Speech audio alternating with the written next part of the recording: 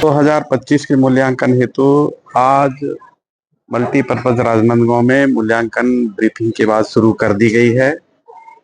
Nodal अधिकारी मूल्यांकन के डीओ साहब द्वारा नियुक्त मनोज चौहान, मेरे द्वारा, मेरे सहायक के द्वारा सभी वैल्यूअर को ब्रीफिंग दी गई, बढ़िया शानदार। उसके बाद सबको जो है आज शुरुआत है, इसलिए 5-5 कॉपी के साथ मॉडल अनुसार अध्ययन करते हुए अभी मूल्यांकन कर रहे हैं।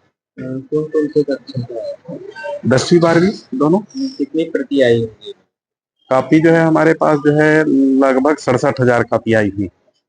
दोनों मिला के? हाँ, दोनों मिला। शुभ नाम? NS पट्टा, मूल्यांकन केंद्र अधिकारी राजनांदगांव।